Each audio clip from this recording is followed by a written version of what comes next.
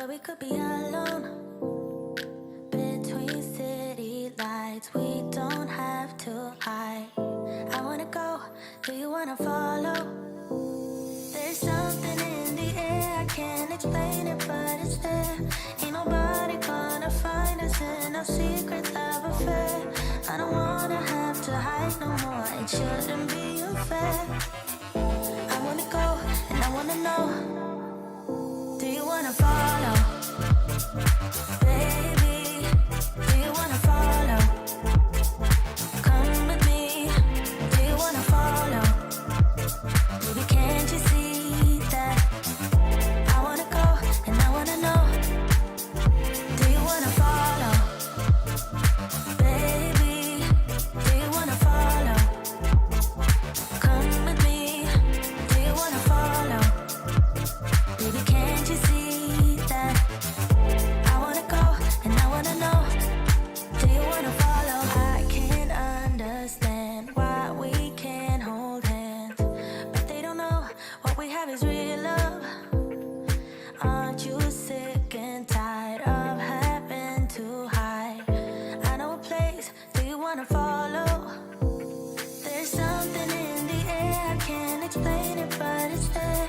Ain't nobody gonna find us in our secret love affair. I don't wanna have to hide no more, it shouldn't be unfair. I wanna go, and I wanna know, do you wanna follow? Baby, do you wanna follow? Come with me, do you wanna follow? Baby, can't you see that? I wanna go, and I wanna know, do you wanna follow?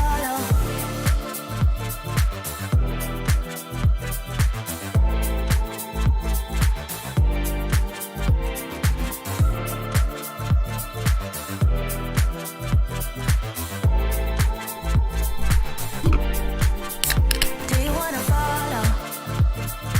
Baby, do you wanna follow? Come with me, do you wanna follow?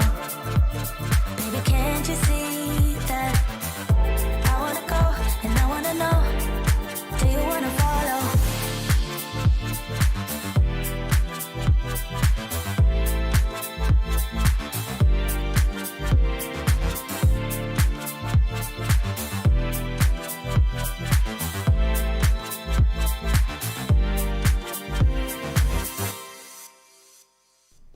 What's up, everybody?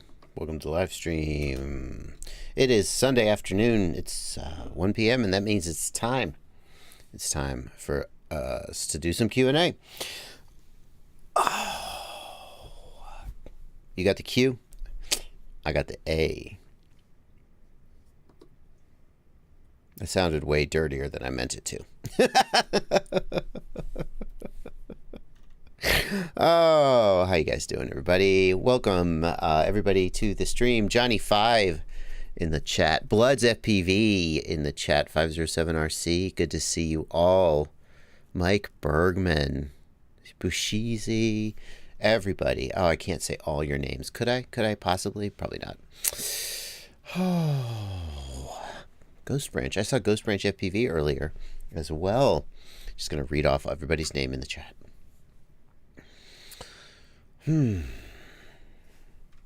Welcome to the chat, everybody. Here's what's going on. There will be no more ASMR. Just that one.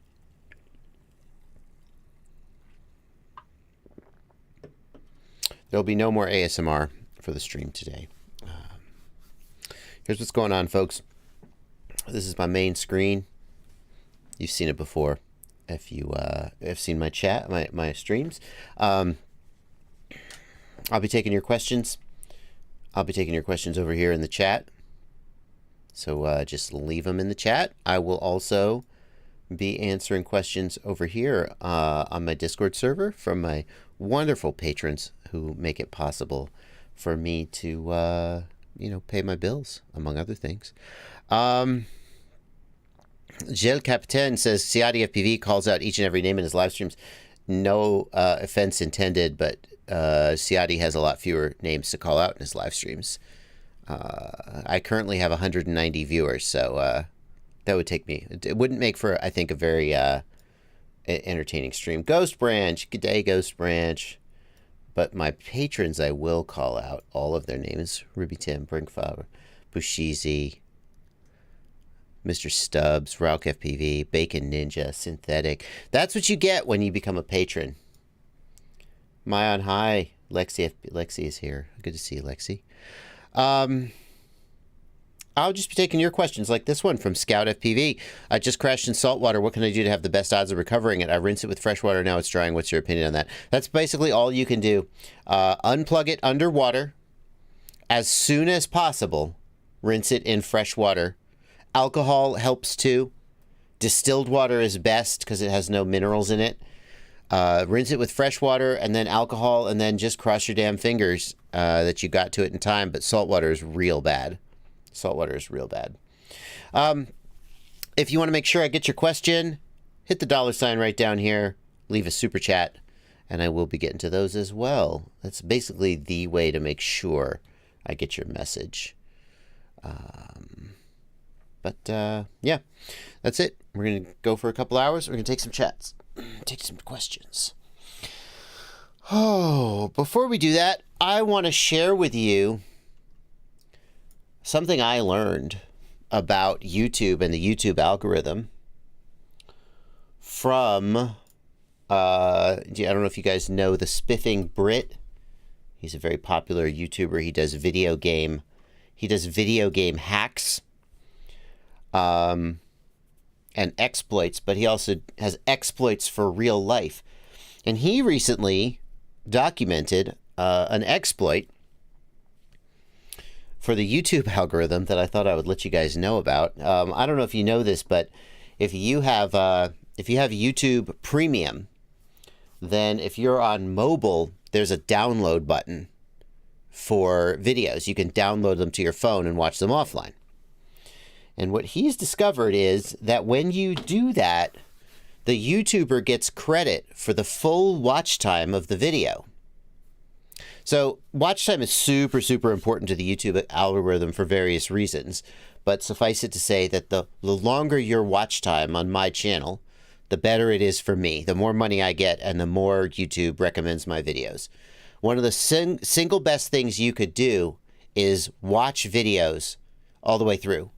Or even just leave them playing in the background. Pardon me. So what he's discovered is that when you download a video using YouTube Premium, you would think like, oh, well, they would just track how much of that video you watch using the app. But according to him, they don't. So if you go to one of my live stream VODs, according to the Spiffing Brit, if you go to one of my live stream VODs, like where's the live stream VOD? Here we go. Here's a live stream, August 9th. It's like a 2-hour live stream. If you're on mobile and you download that, I get credit for 2 hours of watch time. You have to watch a little bit of it. If you just download it and don't watch it, they don't get any credit. But if you download it, you watch a little bit of it, and then, don't do anything. I get 2 hours of download. So one of the single best things you can do, if you have YouTube Premium, which very few people do, but YouTube Premium gets rid of ads, and has a couple other things. You just download it in the background. Anyway, just thought I'd point that out. I would not ever encourage you to game the algorithm.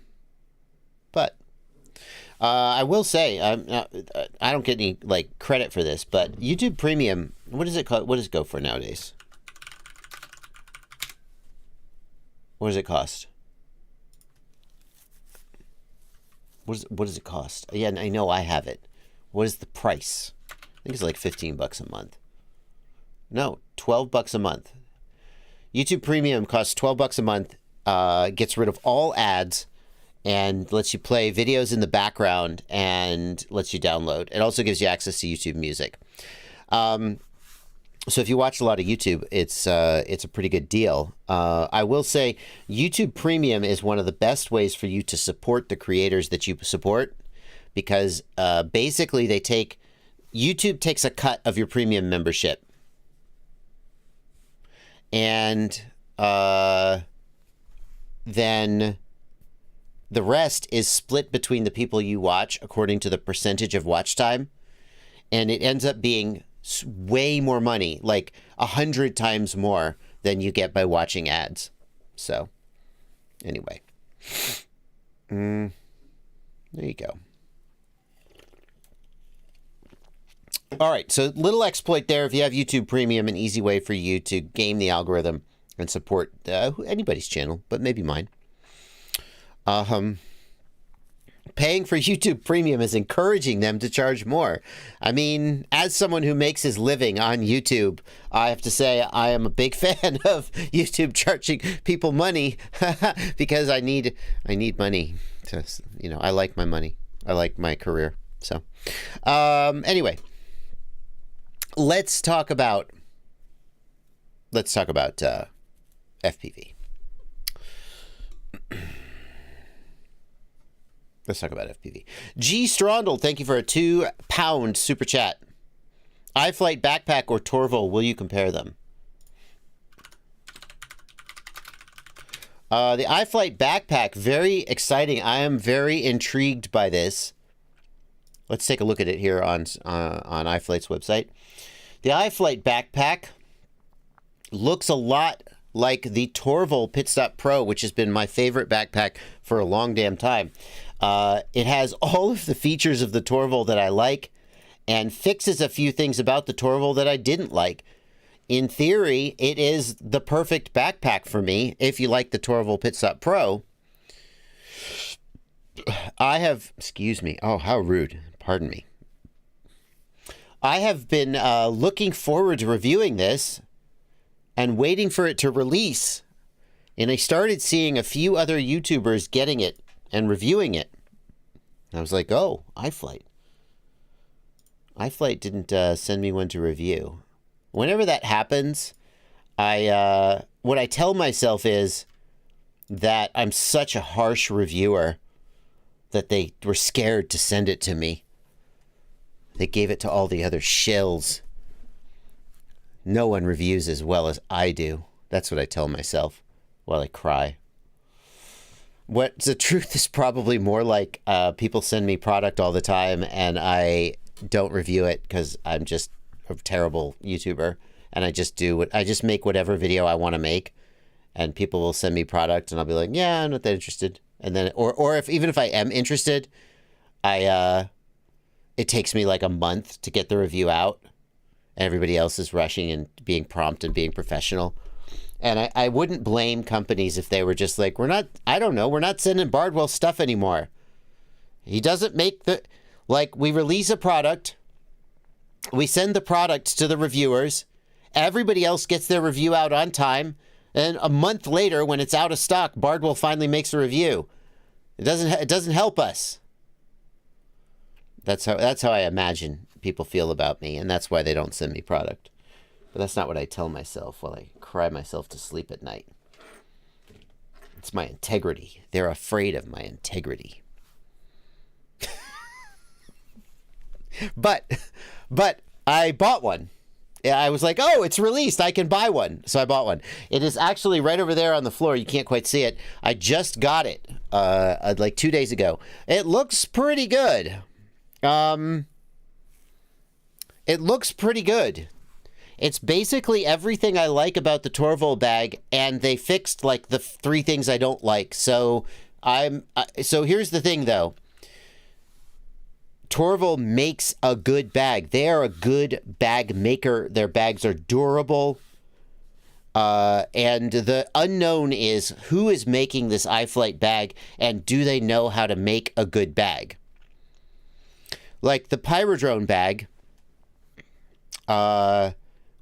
it's a good bag if you're looking for a big bag, but then mine broke in 2 separate ways. And Pyrodrone, Pyrodrone said, to their credit, Pyrodrone sent me a whole new bag. And I'm going to assume that Pyro would have done the same for any of their customers who experienced this, and that they didn't just do that because I'm a reviewer.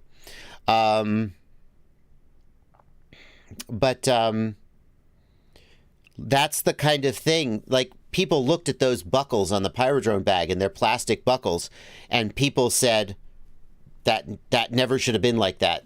They said that obviously should have been double stitched or whatever. It shouldn't have been a plastic buckle. There's no way a bag this size should have stitching like that. People who seem to think they know about bags said that. And I was like, well, I guess you must be right, because mine ripped out. And someone else's ripped out. Like 2 or 3 out of the 300-ish bags that they sold had this problem, which is, I mean, that's a really low failure rate, but it is a, maybe we were just the 3 people that actually filled the bag to capacity. And it's tough because when you buy a low pro bag, when you buy a Torvald bag, you know, when you buy a Think Tank bag, you know that is a company that has been making bags for years. You know they know how to make a bag, and you could feel confident that my Torvald, it's 2 or 3 years I've had it. I can't remember when I bought it. I'm not going to waste your time trying to look it up. That bag is still going strong. Finally, after 2 or 3 years of using it, the Velcro that attaches the panels inside is starting to wear out, and they're kind of starting to pull loose. But the bag is 100% sound. And unfortunately, there's no way to review the iFlight bag. I'll get back to you in 3 years and let you know how this iFlight... There's no way to know. I mean, I can use it for a few weeks and see if it falls apart. But that's the big unknown. That's the big unknown. The iFlight bag looks amazing. I'm immediately going to put all my stuff in the iFlight bag and use it as my daily driver. Because, like I said, it's everything I like about the Torvald bag, and they fixed the 3 things I don't like.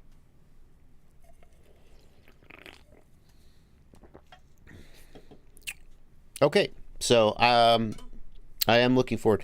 People also asking about the iFlight Nazgul Evoke, the new Nazgul from iFlight. iFlight is sending me one of those. I'm going to guess that they saw my review of the Diatone Roma F5 V2, which came out on Friday.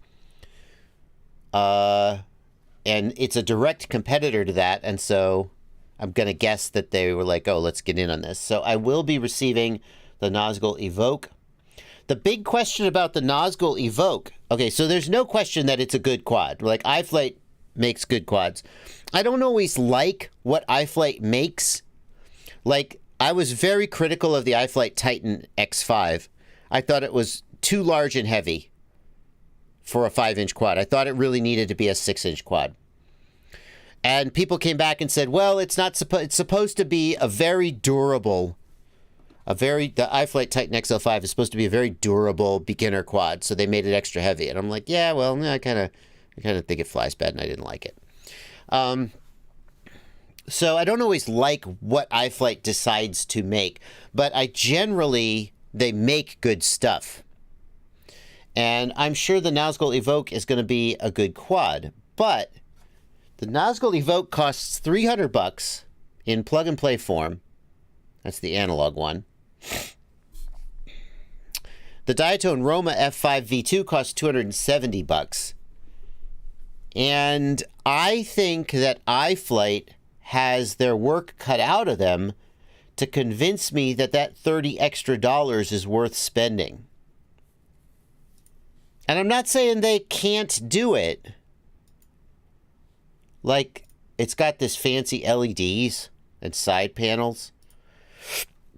But I think if this was a $270 compared to the Diatone Roma F5 V2, it would be very easy to see where it fits.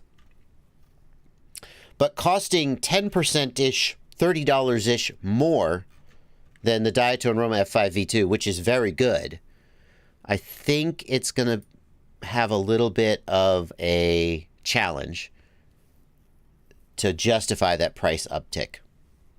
But we'll see when it comes in the mail. Twisted FPV, thank you for a $5 super chat. Hey, Daddy Bardwell, did you fix your printer? I lost sleep over it. So I did. I was having a lot of trouble with my Ender 3 that I put a Hemera hot end on. What ended up fixing it was reducing my flow rate to 80%. Even though we're going to talk 3D printers for a second here. Cover your ears if you're an FPV person who hates 3D printing.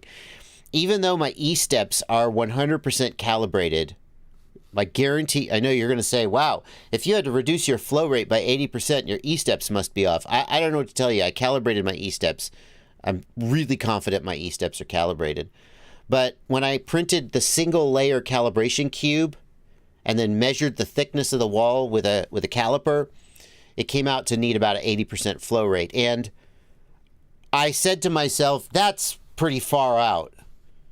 I think I'm going to leave my flow rate at 100% and just try printing, because that's just such a weird result. And it turns out reducing flow rate to 80% was correct. So now it's printing. Here's the thing, though. Here's the thing. My Ender 3 with a $100+ Hemera hot end on it that I took a month to install and get dialed in, it's not printing any better than my Sovol SV01 with a stupid little cheap ass whatever Titan extruder volcano hot or whatever freaking hot end clone hot end they've got. My Sovol with its stupid little cheap bullshit, it just prints fine.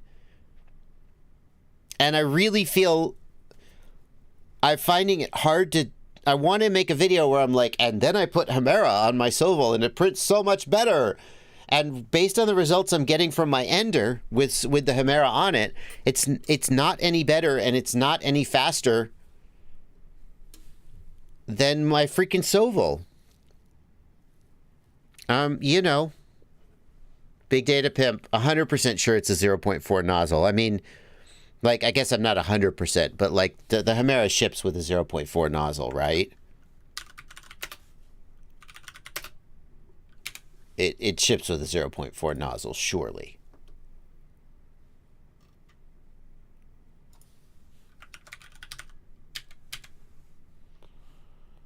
I mean, yeah, surely it's a 0.4 nozzle. Like,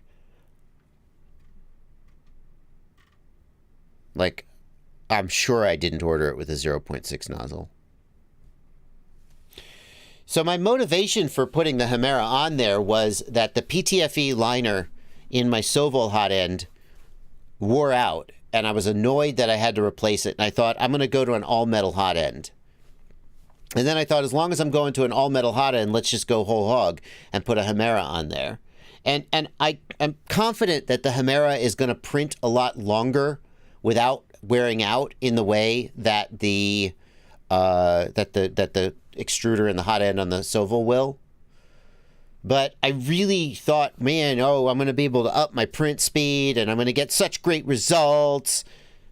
And it's like, so granted, maybe I need a pro to help me tune my slicer profile and get the most from this.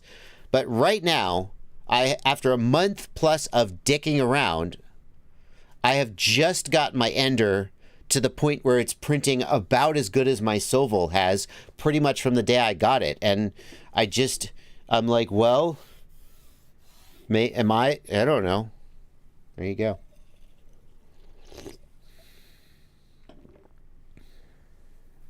Anyway, thank you for asking.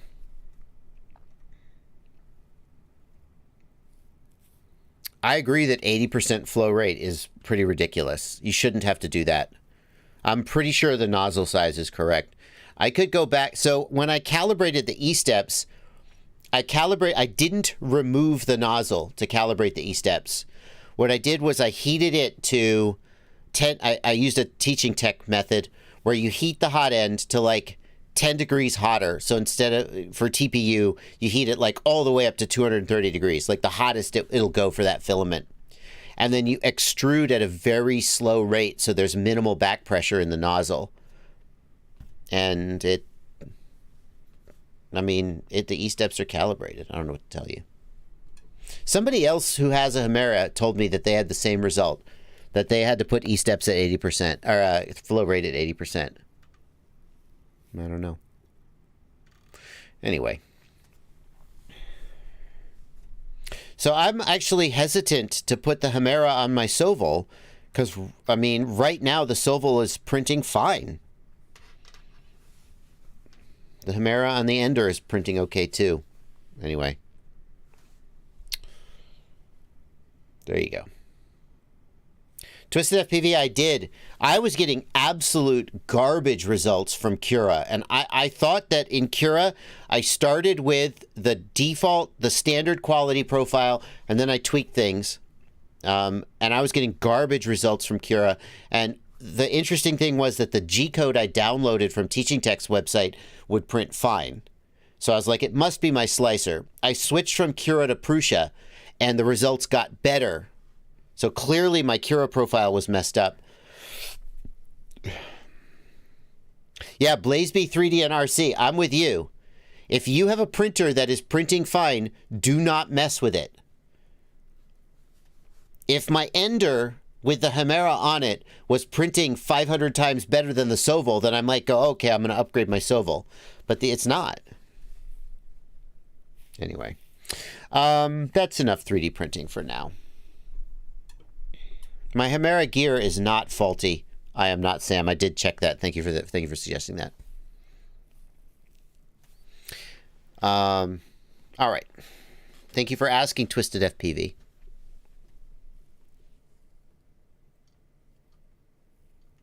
Yeah, that's the #1 rule. And this goes for quads too.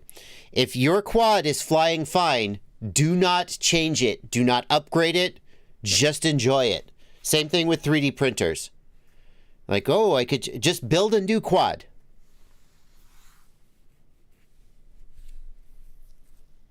Anyway, I would love to hand this 3D printer to someone who knows what the F they're doing. Because, like, I've seen professionals, they deliver these 3D prints that are extraordinary. And I'm like, how do I get that? And I don't know the answer.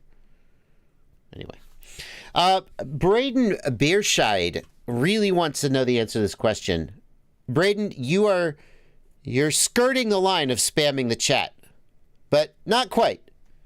I feel like you've just barely not crossed the line of spamming the chat, so I'm going to go ahead and answer your question. You're looking for suggestions on goggles. Suggestions for goggles and a transmitter. Well, you know where I would suggest you go is this amazing website, fpvknowitall.com, my website, home of the ultimate FPV shopping list. And if we just check out goggles and antennas for FPV drones, I really can't tell you more than this. These are my suggestions right here. Except, wow, add Cobra S and Cobra X. Yikes. Yeah, okay. I gotta add the Cobra S and the Cobra X. The Skyzone Cobra goggles, I didn't put them on here because I thought there was going to be an issue with a patent embargo. It seems not to have manifested, so I need to get those added. But these are my suggestions as of today. I think the EV... Oh, I gotta add the EV300. Wow. Okay, Bardwell. Wow, Bardwell. It is such a lot of work keeping this website up to date. I gotta make a note for myself. To add the... Can I just continue with Google? Can I just log in with Google? Is that gonna work? It is gonna work.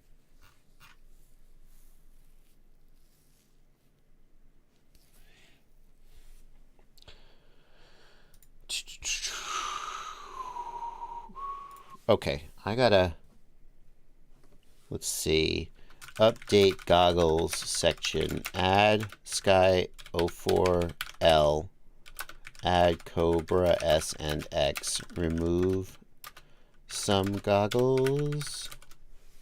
Like, I think some of them need to be pulled. All right, mental note for myself.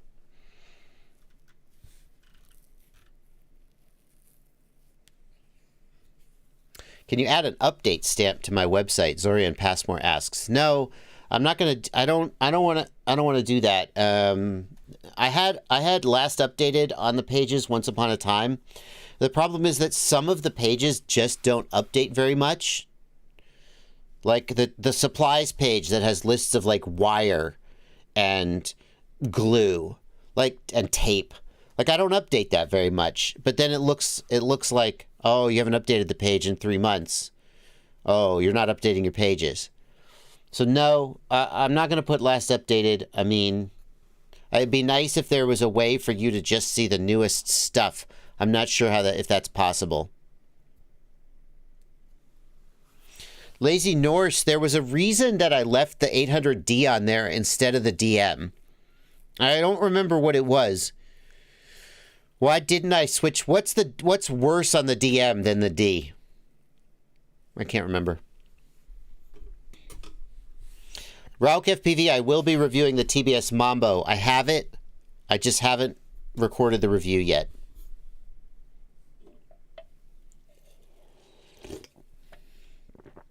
I think that will come out this week. I got a Mambo. Again, another case where a vendor... I'm always late to the game, but I'm especially late to the game when I don't get the product pre-release. And TBS has a list of their preferred reviewers. Guys like Thomas Bitamata, Stingy.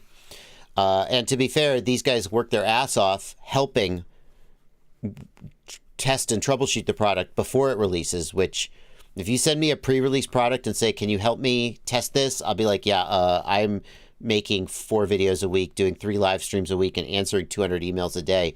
When your product is ready for release, please send it to me. I'll be happy to review it. But no, I don't have time to help you test it unless it's a very, very interesting product, and I'm very interested. Like you say, hey, can you do some pre-release testing on the next DJI goggle? Okay, maybe I have time for that. But so totally makes sense that their preferred reviewers get the pre-release. But I purchased a Mambo. It came in the mail and it was damaged through nobody's fault but the U.S. Postal Service. They just drop kicked it one too many times. So I didn't want to do a review on a damaged product. So I had to get a new one, and it's come in the mail. Stingy got a Mambo. He did get a Mambo. Then he left it on top of his car and drove away and broke it. He had to buy another one. Brian Lewis, talking about stock issues of the FPV Cycle motors. Brian, FPV Cycle will have stock of their motors soon. I don't want to preempt any communication that Bob might put out. But I also have asked Bob, when can I get more of your motors? Because I can't build more of my perfect freestyle build because I need his motors. And I like his motors enough that I am waiting. They're going to be here. And I'll wait for him to say when. But they're almost here. They're almost here.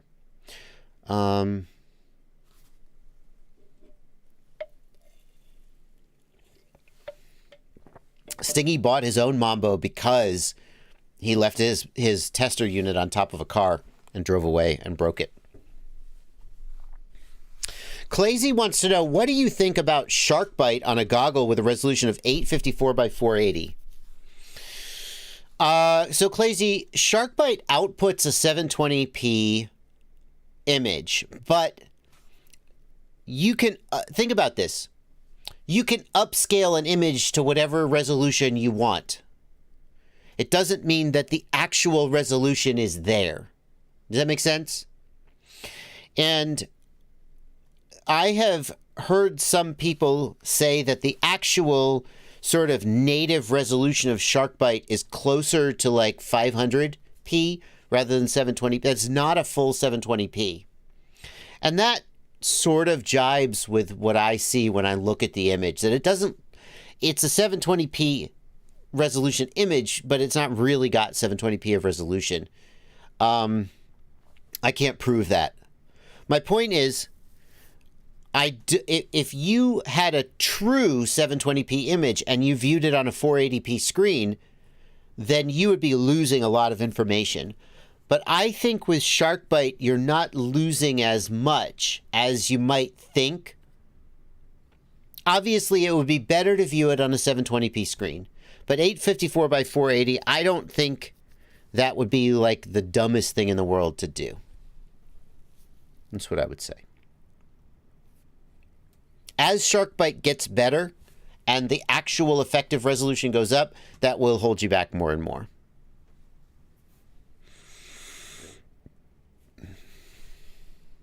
GMI Visuals, thank you for the £2 super chat and the opportunity to plug my website, which I did. Justin Rice, thank you for a $5 super chat. Longtime viewer, and I wanted to say thank you for sharing your knowledge. Just got my first FPV setup, Catalyst Machine Works Banggood 5-inch DJI goggles and remote. Any advice? Catalyst Machine Works is a great choice there. I'm sure they set it up really well for you. The only advice would be practice in the simulator before you practice in real life. That beautiful, beautiful quad, you will just crash the shit out of it a million times. I know how excited you are to fly in real life. Get your legs under you in the simulator. You're going to take off in the simulator. You're going to crash in the first 2 seconds. And you're going to be like, oh, this is way harder than I thought. Thank God that isn't going to happen in real life where you're destroying your beautiful quad. Martin Wynn, thank you for a $2 super chat, or £2 super chat. Lost Flywoo 24 hours, Mini 2, look for light when dark. You lost your Flywoo for 24 hours. Should you look for light when it's dark out? I know you're trying to fit your question into a £2 super chat, and they only give you so many characters, but I don't really know what you're asking. GMI Visuals, I got you. Quadrophenia, thank you for £5. Good to see you again, Quadrophenia. Long time no see. Brian Lewis, thanks for £2. Thanks for the response. I'll hold off building. Oh, I got his question.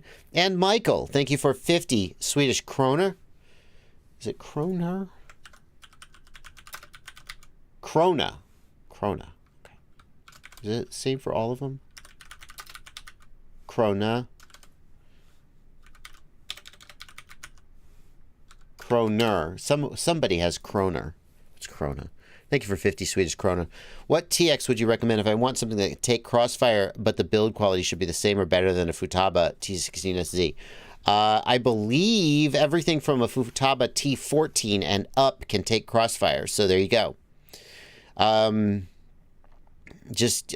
pretty sure a Futaba T16 can take Crossfire. It has to be the full-size Crossfire module, not the micro module. Nurk's got this video about Futaba adding Crossfire support. Yeah, Futaba T16SZ. Bingo. There you go. So buy a Futaba T16SZ and put a Crossfire full-size module on it. There you go. Answer your questions right there.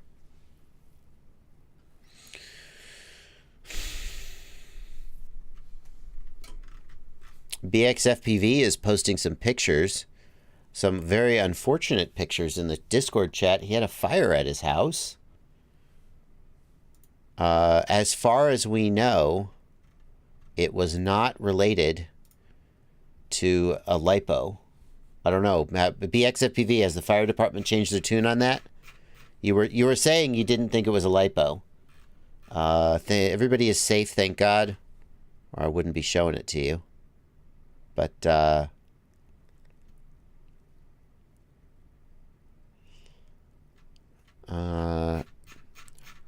hopefully it's not a Lipo fire. I mean, hopefully, at this point, who cares? It's just, at this point in the house, thank God it wasn't a Lipo fire, but your house still burned down. No, I guess that's not really very meaningful.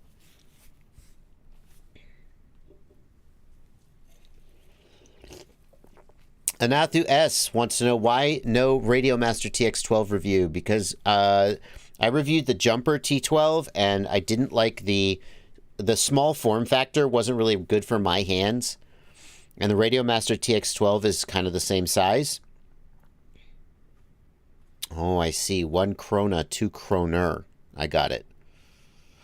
I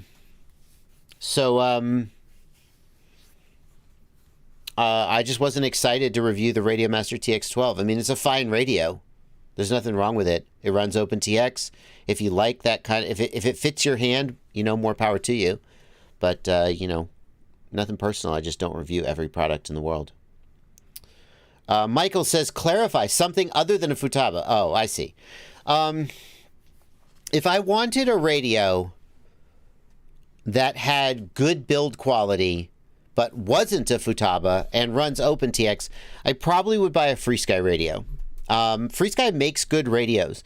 It is incredibly annoying what FreeSky does with their firmware to try to lock you out of using their competition. But as long as I was sure that the radio would run Crossfire, which most of them will, no problem, you could look at the FreeSky, you know, the X20 or what. I don't think actually they've done an OpenTX release for the new X20. You could get any of the FreeSky radios. They don't have the same build quality as a Futaba. Futaba is really legendary, but they're very good build quality. FreeSky radios probably have the best, most consistent build quality of any of the OpenTX radios. Yeah. So that's probably where I would go. But I would just you know, you're going to need to flash it because like FreeSky, the firmware they ship with has Crossfire taken out of it. You can't edit. It doesn't work to select, at least on some of their radios. I don't know for sure that they do this on all their radios. But you buy the radio and it doesn't have Crossfire in the list of protocols you can select. So you have to flash it to OpenTX and then you're fine. Horus X10 is a good choice. Is a very, very well-built radio. It's a big, heavy radio, but maybe you like that. So...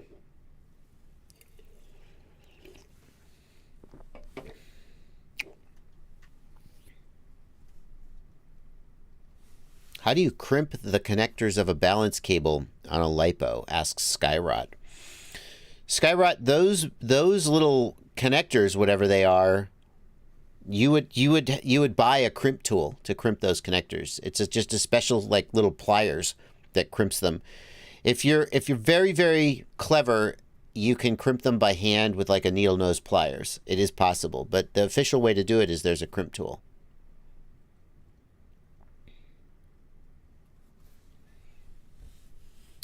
Mad Fiction FPV, thank you for a $5 super chat. What size and kV motor should I use on a 7-inch long-range build? 6S for long flight times. Mad Fiction, 2806 is the size of motor that the majority of 7-inch pilots seem to think is ideal. I don't have a ton of experience with 7-inch, but I try to keep my ear to the ground and pay attention to what people who are smarter than me are saying, and then I just parrot it, and then I say something like this to let you know that I'm stealing other people's knowledge. How dare I? 2806.5, I think, is what the 7-inch pilots seem to... 2006, 2006.5, there are some very, very good 2006.5 motors. And then as far as kV goes... on 6S, if you're looking for a long-range cruiser, 1300 kV. If you're looking for a little bit more performance, obviously you're not going to get 5-inch performance out of a 7-inch, but if you want something that's a little more punchy, then something around 1800, 1900 kV. Mike Bergman, that's a very good choice. That's a great choice. Thank you for pointing that out. Let me Mike Bergman, great choice here. The FPV Cycle 30mm motor is also a killer choice. I'm glad I forgot it existed because I don't have my head in the 7-inch game very much. And so thank you, Mike Bergman, for pointing this out. FPV Cycle makes really amazing motors, and nobody puts more thought and iteration into his motors than Bob Ruge. So definitely worth a look. Bob it's bigger even than a 2806.5, has larger bearings,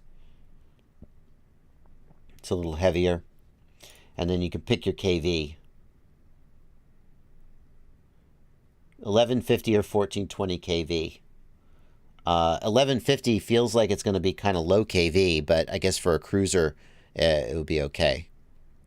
I think 1150 kV is going to be more for 8-inch props. I think a 7-inch is likely to feel underpowered on 1150, unless you just are absolutely building a low-power cruiser and want the maximum flight time. I would pick 1420 kV all day, though. Yeah.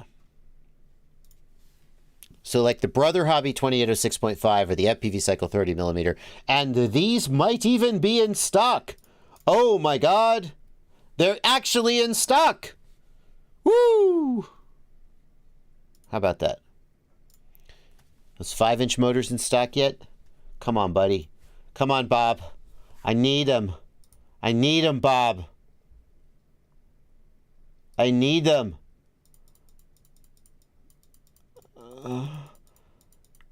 I want them. Can't have them. Not yet.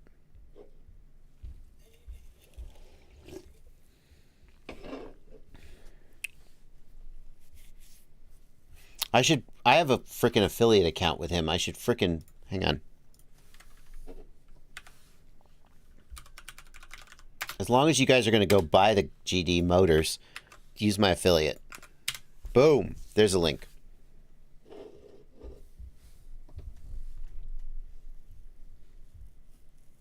Ooh, Athix says in the Discord, Bob is saying he will have a 2104 motor. Slap him on my 4-inch shocker. Ooh. My 4-inch shocker has 2004 motors right now. Those Brother Hobby 2004s are very good, but they are kind of... They are not very durable.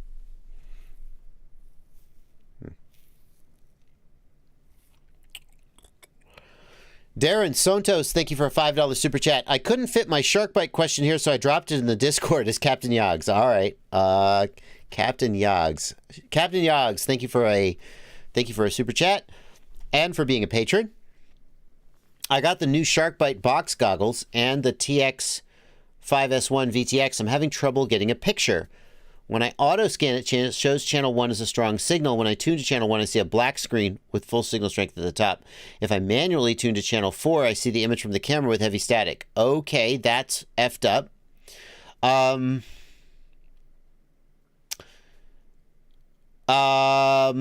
Okay.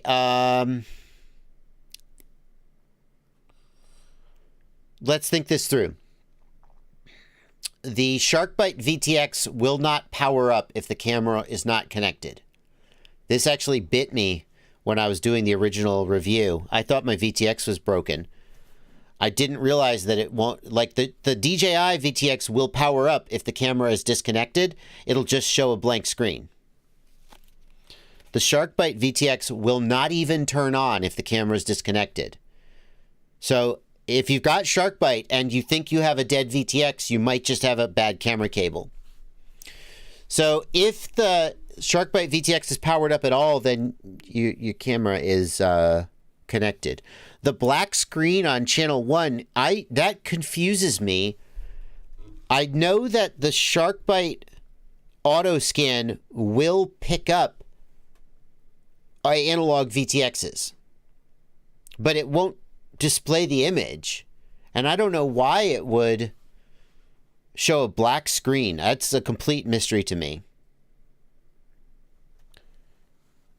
GMI Visuals says the VTX will power up even if the camera is not connected. GMI Visuals, I can only say that that was not the experience for the two 500 milliwatt VTXs I received from Fat Shark when I first reviewed the product. GMI Visuals, you may be able to update the firmware. That just means you're flashing the chip. It doesn't mean that the actual output amplifier is powered up. Perhaps that's changed. BeepTube says the VTX will show a red light but won't transmit. That's my understanding. The VTX will not transmit. Like an analog VTX, if you disconnect the camera, it still transmits, but you just have black screen. I don't think that's correct. I don't think that SharkBite will do that. And I don't know why you're on channel 4 seeing the image of the camera with heavy static. That seems to me to point to an antenna or VTX issue. Changing the channel on the VTX, you can change the channel with smart audio. The VTX, it will connect with smart audio and can change the channel the normal way. I believe you can also change it through the SharkBite system. We'd have to look at the SharkBite manual to remind ourselves how to do that. I think you should contact Fat Shark support, though, because sounds like you have something more fundamental going on.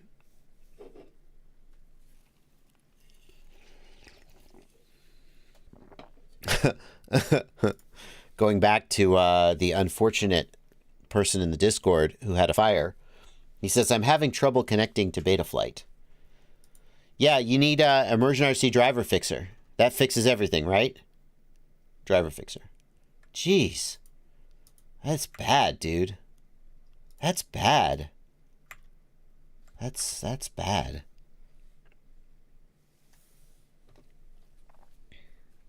Do I use my own affiliate links when buying items? I do not. I mean, maybe I do by accident, because I often click my own affiliate links to test that they're working.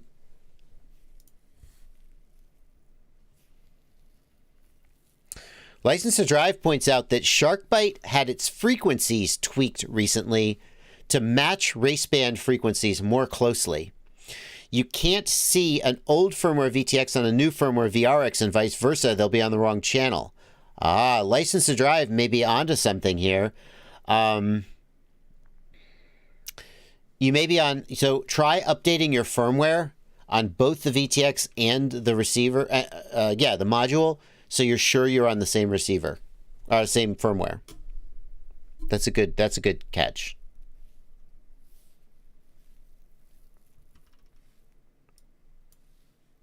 Try that, Darren Santos. Irish Toft, you are correct that static in SharkBite has to be... No, static does not have to be between the camera and the VTX. It's digital, Irish, but it's SharkBite digital, which has like breakup, more analog style static breakup. So I think it's really plausible that he is on the wrong firmware, so his receiver is not quite on the same frequency that the transmitter is on. It would be annoying that they didn't ship these goggles with the latest firmware, right? Kind of annoying.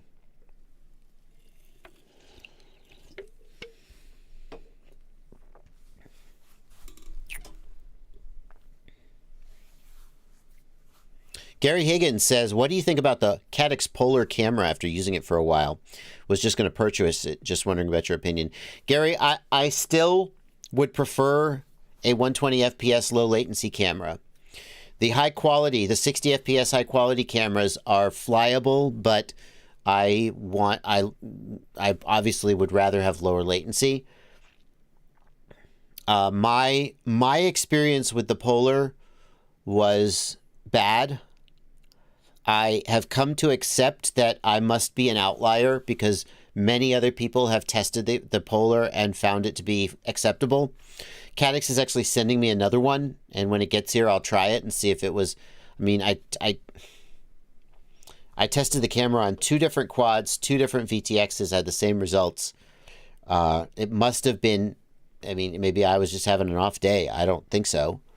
But Caddx is sending me another Polar to test. For the time being, my opinion on the Polar is that it is the best DJI camera you can actually get today because the Nebula Nano or the Vista camera are not available. But as soon as I personally, I told you that iFlight was sending me the Evoke to review, and they asked, which video transmitter do you want? And they said, we can send you Caddx Polar, or we can send you an analog. And I was like, just send me analog. Like,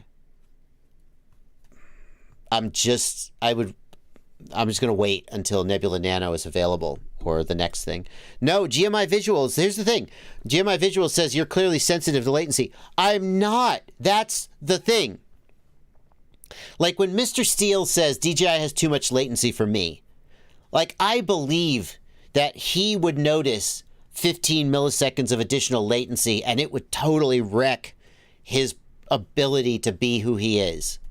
I believe that about Mr. Steele. When Alex Vanover says that the 10 millisecond variance in latency throws off his ability to hit an apex, I believe him. I am not a pilot at that level. I am not hypersensitive to latency. So when I flew the Polar and I was like diving into a gap, I did a big dive under a tree and now I have to go through a gap at the bottom and I'm like, oh, the latency's really throwing me off. Or even when I was just flying next to a tree, like going around a tree canopy and a branch comes out of nowhere. And I'm like, whoa, whoa, whoa, whoa, what's going on here? I was like, holy crap.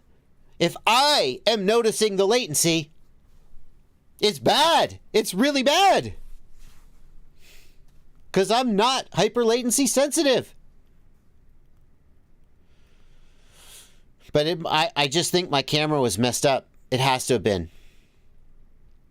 It has to have been. So, because I flew the Runcam Mippy, and I was like, yeah, okay. I can kind of tell the latency is there, but this is fine. And that's my normal expectation. Like, yeah. So, assuming that the Polar is going to have about the same latency as the Mippy, yeah, it's okay. The image quality is really good. The latency is, yeah, okay. I can tell it's there, but it's okay. I think the Polar is the best DJI camera you can get today, but I'm personally holding off until I can get the Nebula Nano. I actually have 4 or 5 Vistas that I stocked up. I'm not buying anything. I'm just using my stockpile of Vistas. That's right.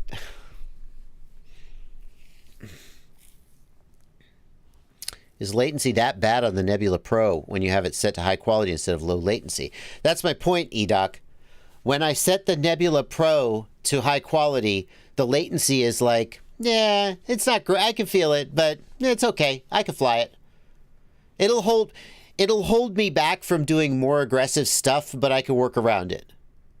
But the latency on my Polar was like, whoa, what's going on here? Yikes. Oh, this is bad. So something was up with my camera, I think.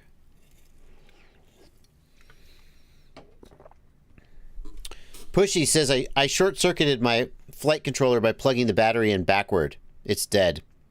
It's dead, my friend. You killed it. It's dead. I'm sorry. I would not assume you could repair it.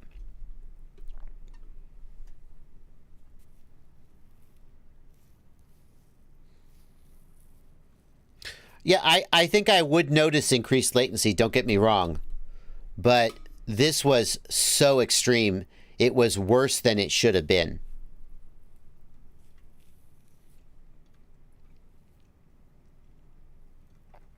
Anyway. Woolhound RC, thank you for a $5 super chat. How hot is too hot on a flight controller? My flight controller hit 100C before I got to it. Woolhound, either it's fine or it's not. That's the bottom line. 90 to 100 degrees Celsius is, like, if you look at people who overclock computers, right? They try to keep their processors below about 90C. Electronics are probably not being, like, immediately damaged at 90 to 100C. So it's probably fine.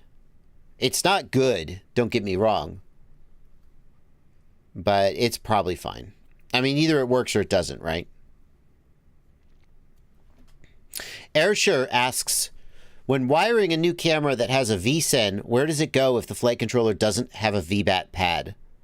Airsure, VSEN, for most people, you will not need to use the VSEN wire. So let's talk about what the VSEN wire on an analog camera is. Analog cameras often have a built-in battery voltage OSD, okay? The intent of that is that if you're using the camera in a plane that doesn't have a flight controller, you can have voltage monitoring in your camera. Or if you're using it on, well, that's kind of it. Because basically all flight controllers today have an OSD function that shows you battery voltage. Not all, but most of them. So if you are using Betaflight OSD or some other built-in OSD to monitor battery voltage, you don't need to think about the VSEN wire because you're not using the camera's built-in OSD. Okay?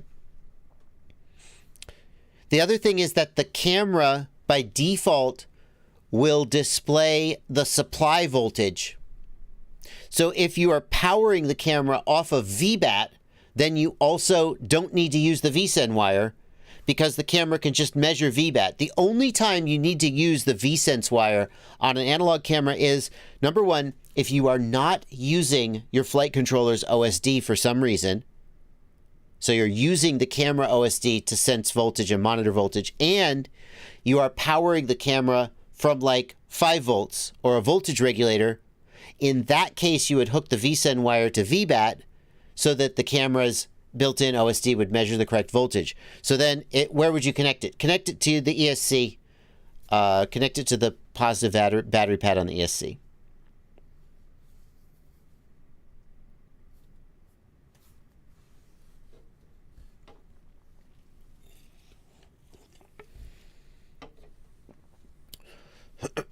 But for the vast majority of people, you're not going to use a vSEN wire at all.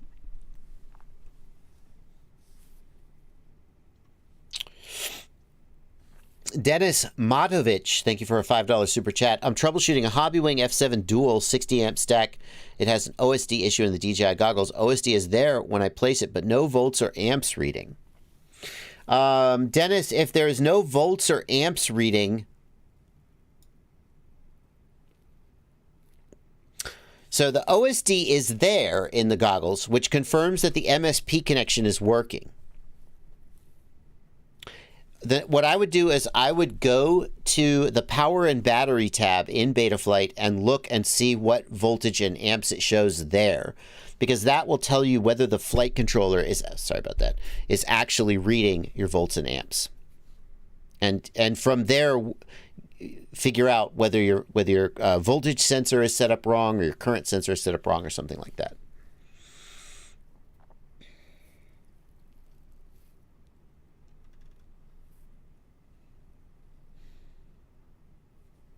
GMI Visuals says new SharkBite Scout HD reviews starting to appear on YouTube. I also did not receive those from them.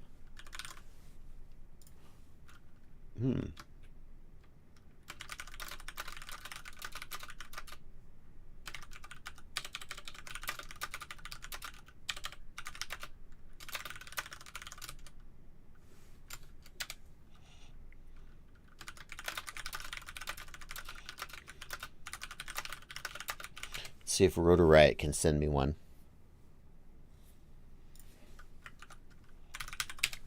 Hey, Rotor Riot.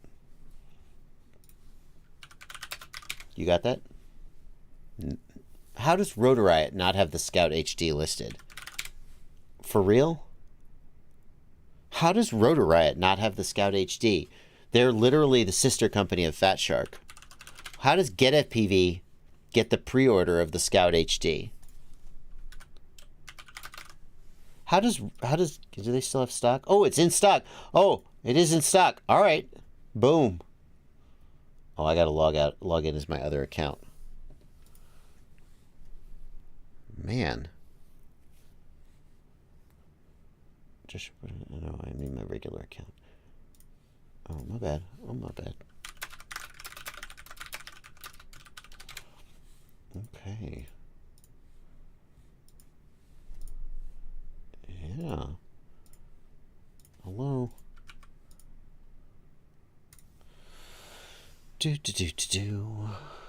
Yeah. Boom. Fat Shark Scout HD. Express checkout. Sheesh. Sheesh.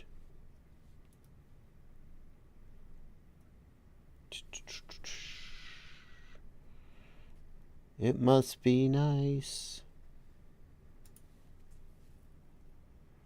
Rotor Riot pushes DJI, I've noticed, says Family Guyver. Family Guyver, Rotor Riot just pays the bills, man.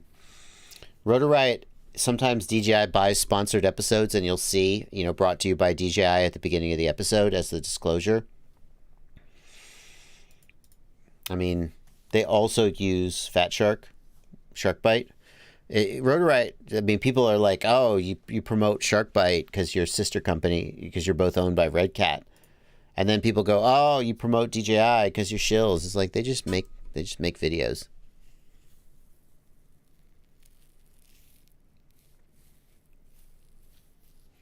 Let's see here. Express shipping. Continue. Yeah, I'm buying these before they sell out so I can get them to review. So sorry for wasting your time. Which is my frickin'... Which credit card is it? That one.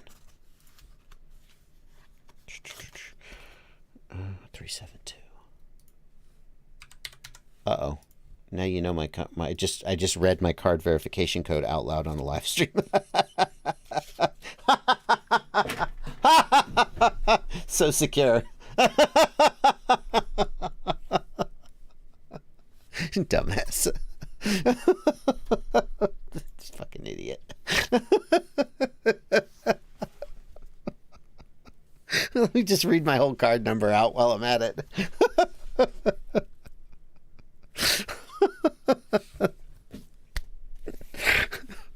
Doesn't matter. Okay.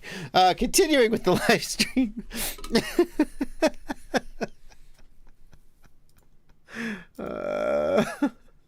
Oh, I know. I just manually typed it in. It's the same as the password on my luggage. It was too funny not to acknowledge.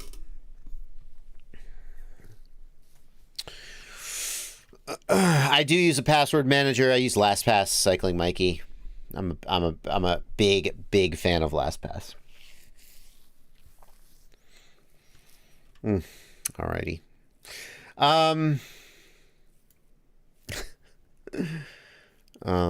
right, I got the Fat Shark goggles on the way. I need another freaking Sharkbite VTX.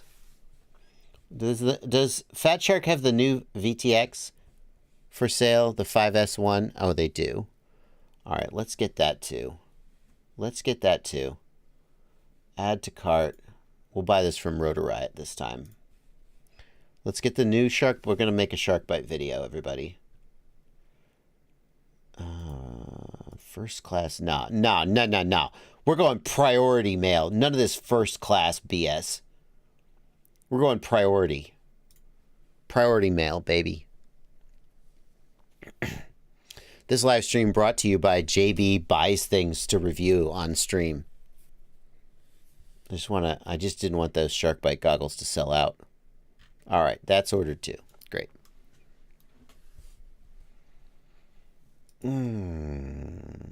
I think I know what I'm going to do with this too. I'm going to build another, because Sharkbite's supposed to be good for racing. I'm going to build another Switchback Pro, and I'm going to use the Newbie drone all-in-one, the Infinity all-in-one. That they sent me that. I told him, if you send it to me, I'm going to put it on a 5-inch race rig, and I'm going to see if it blows up. So I'm going to use the Newbie drone Infinity all-in-one and this Sharkbite VTX. I guess I need a freaking camera. The Sharkbite VTX is no good without a camera. Dang it. What's the best Sharkbite camera? Is it the Mippy? Pardon me. Oh, so rude. Is it the Runcam Nano? I guess I better buy a camera too. All right, there we go. We'll get that too. All right, I won't buy that on the stream though. It must be nice to get everything for free because you're a reviewer. Okay. Just dropped $350 on stream. Boom.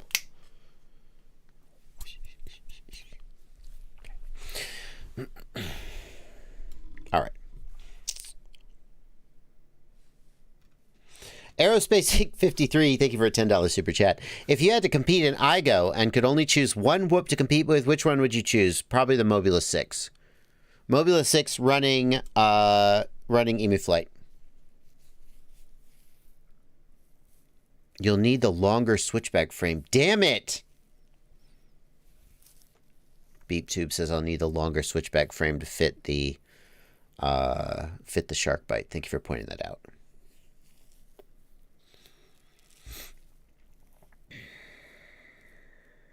Dadbot RC, thank you for a $5 super chat. Going Express LRS soon. Should I go with the Happy Bottle JR module Or is the Beta FPV micro module with JR adapter a viable option? Dadbod, I would stay away from the Beta FPV adapter right now. Wesley Vardy released a video just the other day that the first batch of Beta FPV Express LRS modules is missing a capacitor. That means that some of them can't flash via USB unless you open it up and push a button on the board. And Beta FPV has acknowledged this and has said it'll be fixed in the next version. Not everybody is being hit by this problem, but some people are. I would stay away from the first batch of the Beta FPV modules for now. I think the Naminmio Express LRS module is, if I've spelled it right, I think that's the one that looks like the best to me. It goes up to 1 watt. And I think people have said, I haven't got this, I think people have said that the quality of the injection mold for the JR module bay is better than the Happy model.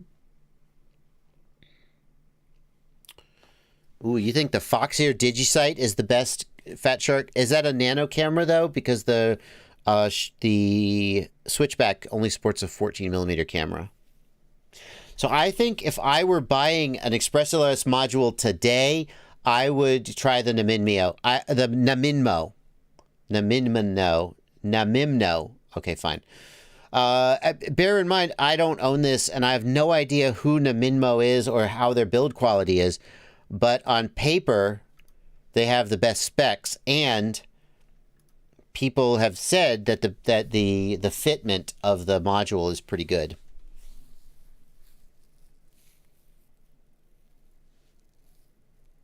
Anyway.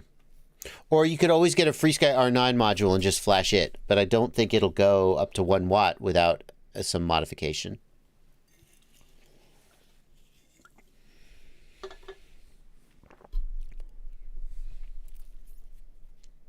What about a receiver?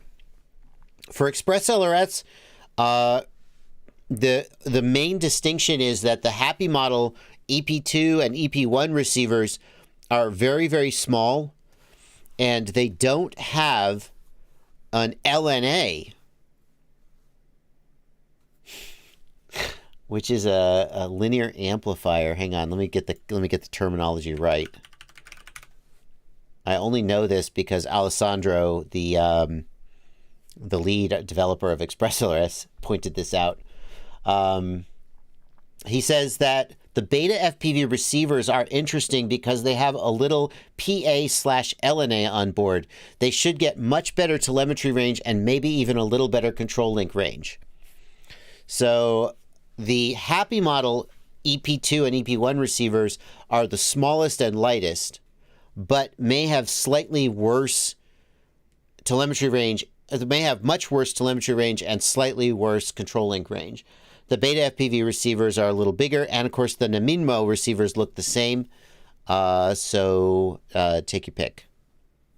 I don't think there's a definite winner in Express LRS receivers right now. Low noise amplifier. Thank you, GV Pilot. LNA.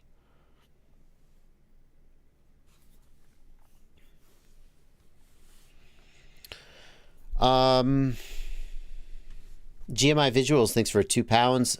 They suggest the 500 milliwatt board with the new lens or Foxeer DigiSight. Foxeer DigiSight. Let's look at the Foxeer DigiSight camera. Now, is that for Sharkbite? It looks like it is. And is it 14mm? It looks like it might be. Dimensions, please.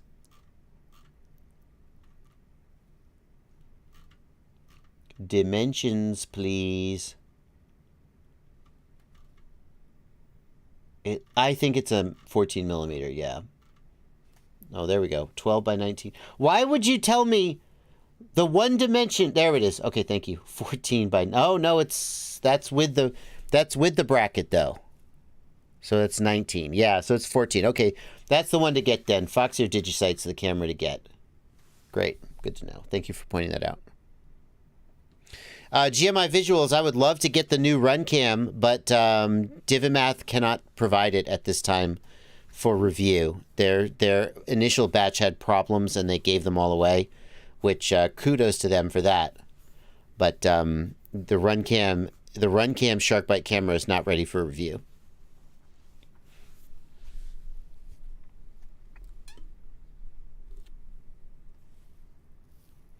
J3134 in the Discord says, I popped my first ESC the other day.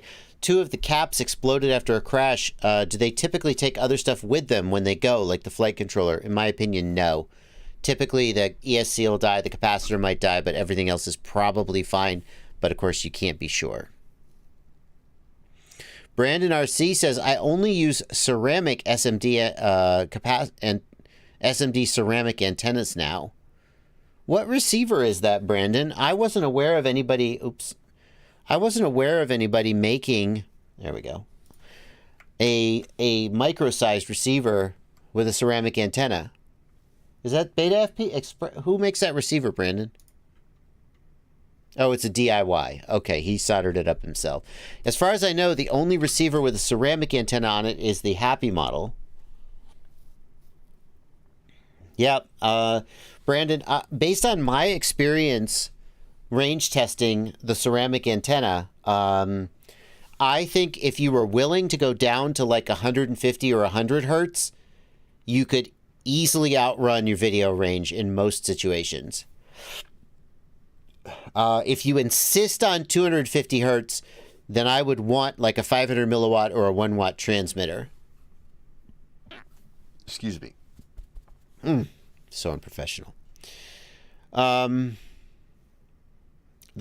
I was using the ceramic antenna.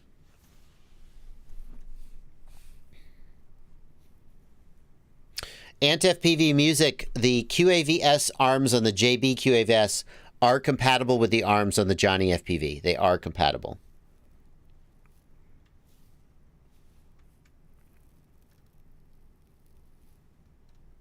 They are cross-compatible. Nick Burns points out that Naminmo also has a ceramic antenna. I missed that. I didn't realize that they did. Thank you for pointing that out.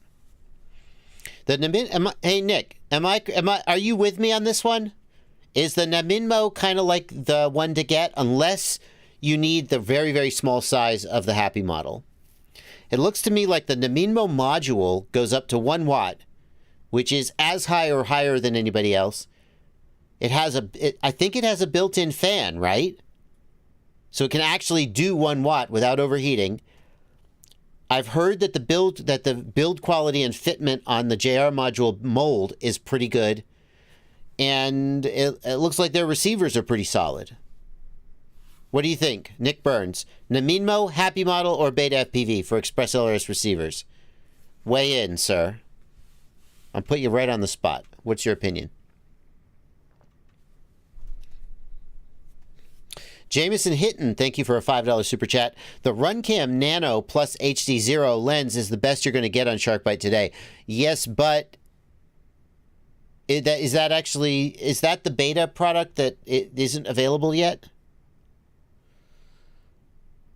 Good point. Brandon RC, of course, pointing out Fatboy FPV will just build you one. Now, these are hand-built by Fatboy FPV. Obviously, nothing can beat a hand build. They are a lot more expensive and may not be available in as large a quantities as you would prefer, though. Nick Burns confirms the Naminmo has a fan and a heatsink, and the module bay fits nicely.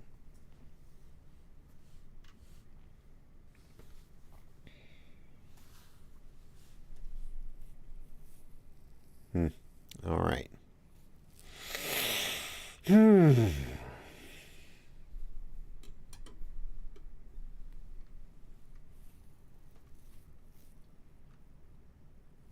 Let's see here. Are we expecting a GemFan LED review soon? Asks Kenneth Thang. Didn't I already review? Does GemFan have like a new Moonlight prop? I already reviewed the Moonlight prop, sort of. Does GemFan have a new Moonlight prop?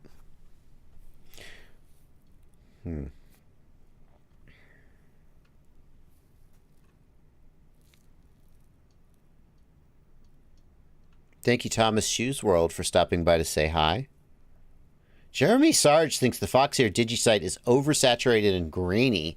Even the Runcam Nano with the stock lens is better. You guys, you gotta, how am I gonna know which one I should get? The Runcam Sharkbite Nano or the Foxeer DigiSight? I couldn't possibly just buy them both and do a comparison. You gotta tell me which one to get. Tell me which one to get.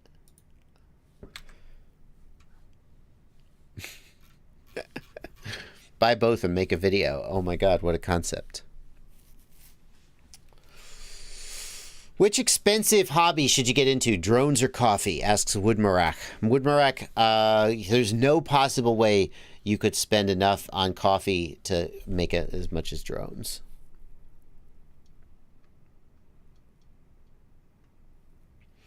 Coelho FPV. Thank you for reminding me. I did miss your super chat. Oh, I missed several of them. Big apologies to Coelho and Regius Simekivikius. Sorry about that. Coelho FPV, thanks for a $5 super chat. Any intel on the release candidate date for 10.8 or 4.3? Zero. I have no idea why it's not out yet. I remember back in the October-November 2020 timeframe hearing rumors that it would be around the first of the year that 4.3 would release. It is now nearly a year later and 4.3 is not here. This is very out of character for the Betaflight devs. Normally, Betaflight has, for the last 2 or 3 updates, Betaflight has had about a 6-month development cycle. However, all the people who complain every time Betaflight releases a new update, and they're like, oh, Betaflight updates too often, it's too confusing to try to keep up. Oh, Betaflight moves too fast, we don't like you. Now you can shut the F up. And, you know, that was a little bit mean. I always roll my eyes at those comments because it's like, no one is forcing you to update. No one, like, put a gun to your head and said, there's a new version of Betaflight, update right now. If you think Betaflight updates too often, just don't update. Just keep flying. People still fly 357 because they just don't like 4.0. So more power to you. Just do it. No one's forcing you to update. Also, once every 6 months is not that often, but hey. Anyway. So I have no idea when it's coming. Reggie, thank you for 10 pounds. Very sorry for missing your super chat this long. I hope you're still here. What to choose from? I'm lost. Fat Shark HDO or just go with HDO 2? HDO feels outdated and other top goggles in stock don't want to go digital yet. Any recommendation? Reggie, it just depends on your budget. I assume you're talking about a used HDO. HDO 2 is a little better screens and a little better resolution. HDO is a good goggle, though. So I don't know what to tell you. It really just depends on how much you want to spend. HDO 2 is better, but it's more expensive. HDO feels outdated. I don't know why you would say that. I mean, there's nothing really outdated about the HDO. They're still fine goggles. You should look at the SkyZone Skyo 4X, which competes very well against the HDO and the HDO 2.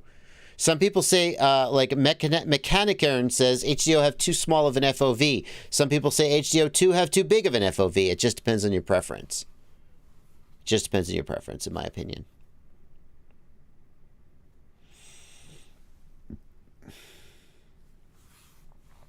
Dennis Bika wants to know if the Cinelog 25 is a good first drone for someone planning on making cinematic videos. Dennis, I am not a massive fan of the 2.5-inch class.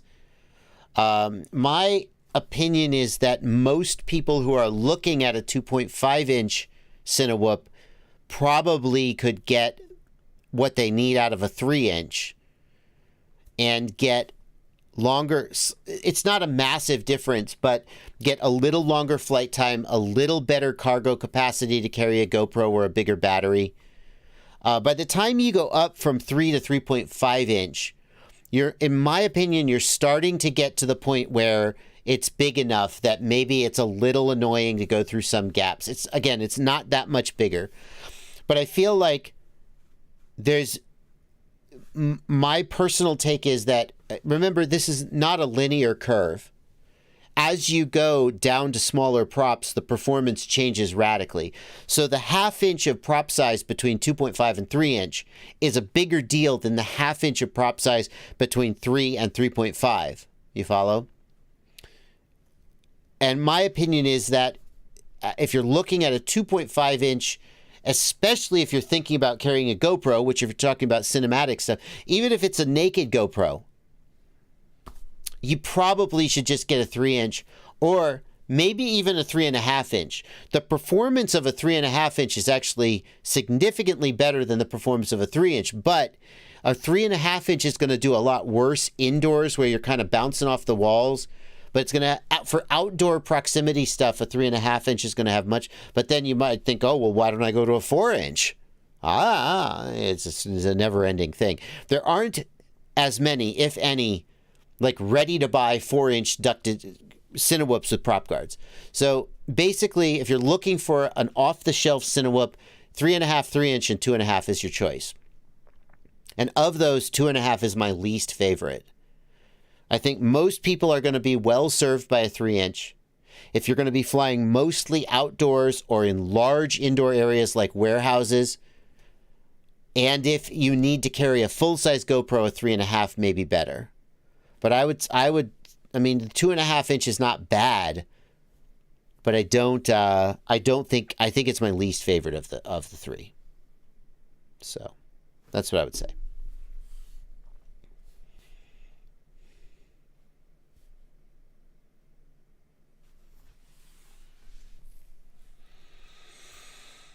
Cycling Mikey, thank you for a £5 super chat. Happy to be part of your community. Thank you for being part of the community, Mikey.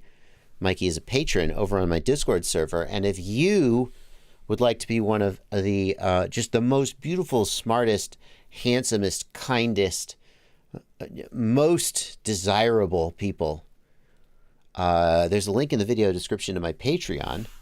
And Patreon is a website where you can subscribe to me. For as little as $2 a month, you can help a Bardwell pay his bills. Link down there. Just click the links. Subscribe every month. You never have to think about it again. Really. And you get to join my Discord server. That's one of the benefits. You also get... I upload these live streams as podcasts. People say, well, I like your live streams, but I prefer to listen to them. You can download them as podcasts off my Patreon page if you're a patron only. Or if you have YouTube Premium, you can download them using that method. You could download them using YouTube Premium, and I get full credit for the watch time, as we discussed in the little in the beginning of the stream. So thank you, Mikey. Thanks for the work you do that helps so many of us together, all with all the smart and helpful people in the Discord. Yeah, massive credit to the people in the Discord. The Discord has absolutely taken on a life of its own.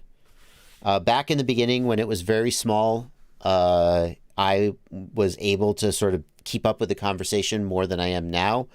But I'm extremely honored and humbled that so many people pay to join the Discord and then spend their time answering questions from other people. It's a great, great community, and it's because of the great people who join it.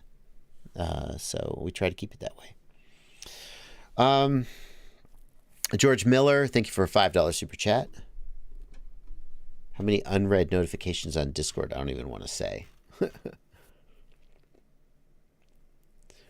How do I get around this OneDrive full BS? Asks Bobby Bags. Bobby, I'm not sure how that question is FPV related. I'd love to help you, but I don't really know what you're asking.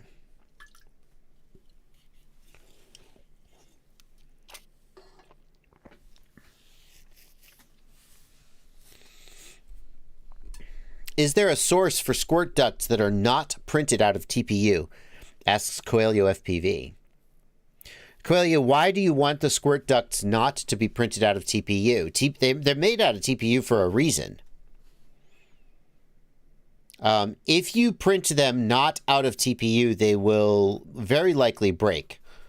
They're not designed to be printed out of a rigid plastic, and when you crash, they'll probably shatter or break.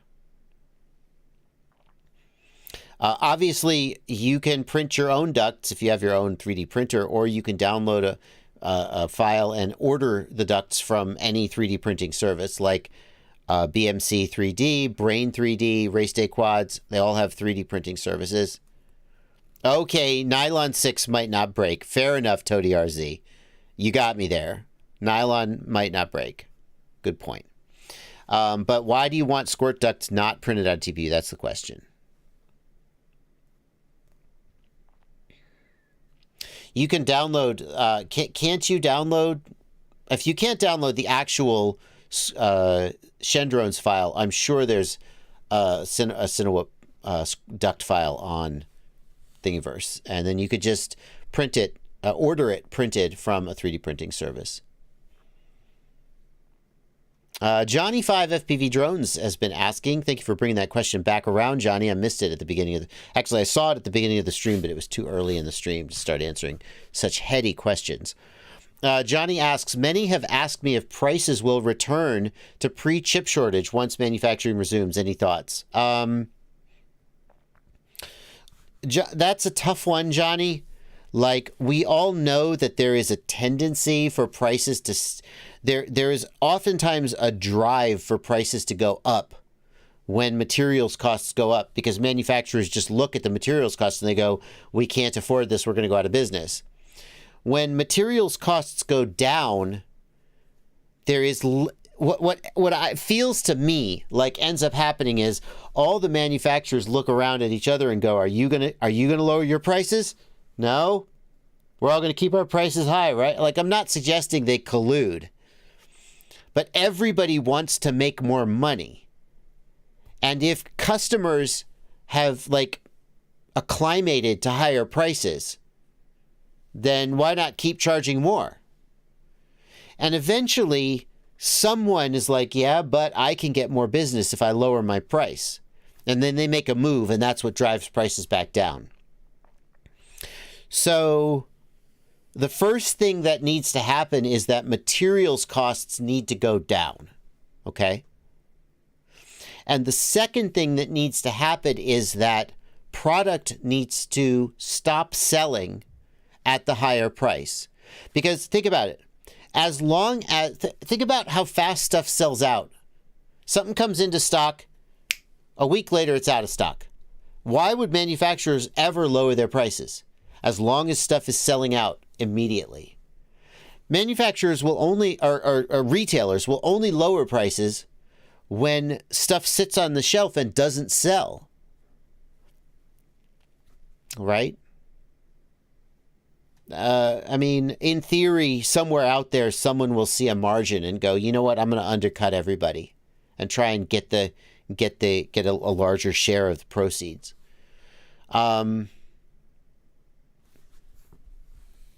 I think it's going to be a while before the price drops back down, that's for sure. But that may not be an FPV problem. That may not be an FPV problem. That may just be a global production problem.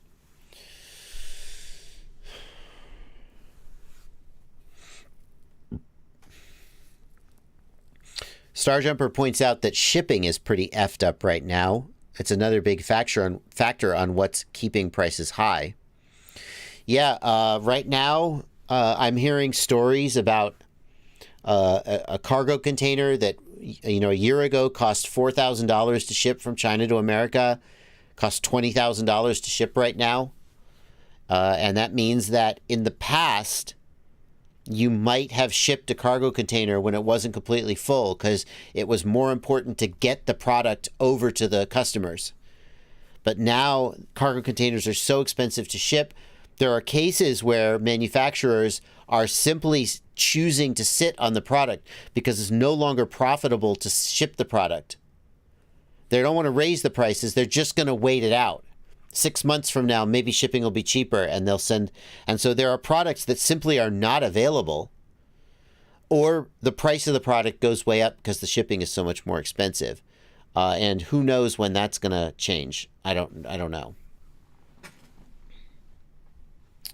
A lot of things are messed up right now.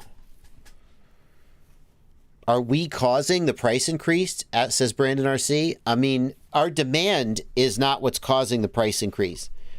If our demand didn't exist, then I don't think that prices would go down so much as...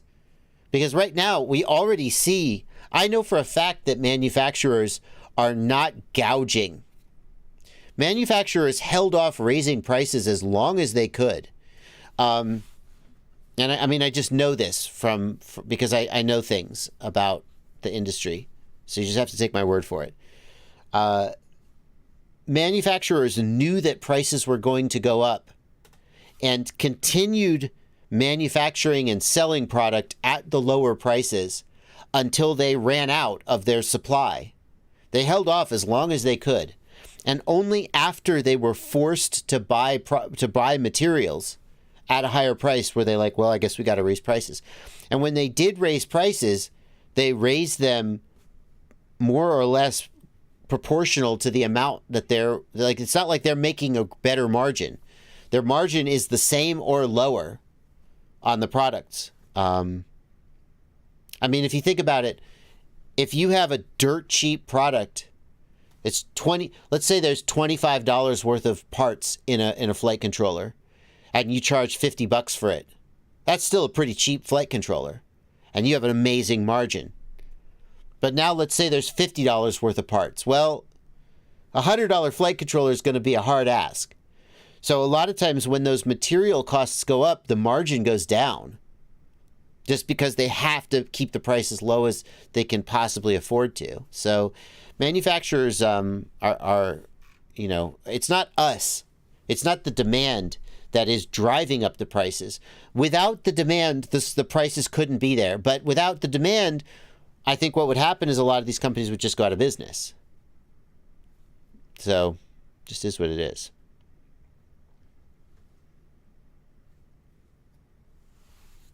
It's hard. Obviously, this is very hard to predict what will happen. I will say this. Without your demand, many companies would go out of business. That many companies have gone out of business. But,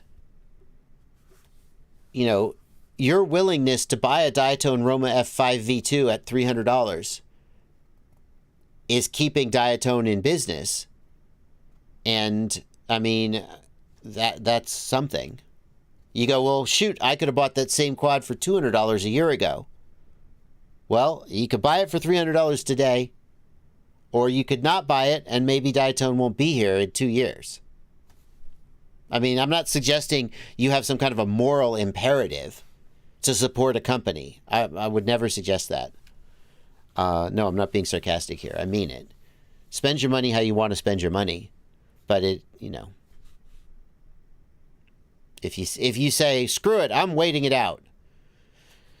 You don't know what's going to be there when it comes back. Maybe nothing.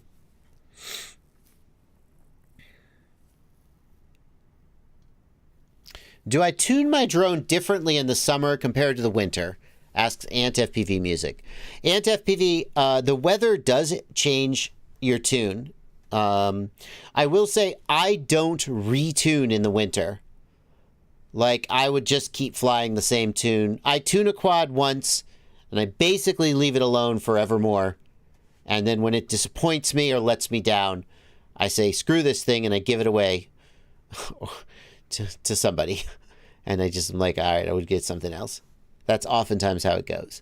But the reason tuning is affected by the weather is that when it's really cold out, you can push your filters and your D-gains harder because the motors don't get hot. When it's really hot out, the motors start out hotter so they can't be driven as hard. And so if you tune the same quad in the winter versus the summer, you will get a different result. But I don't retune. I just tune, and then I just do the best I can.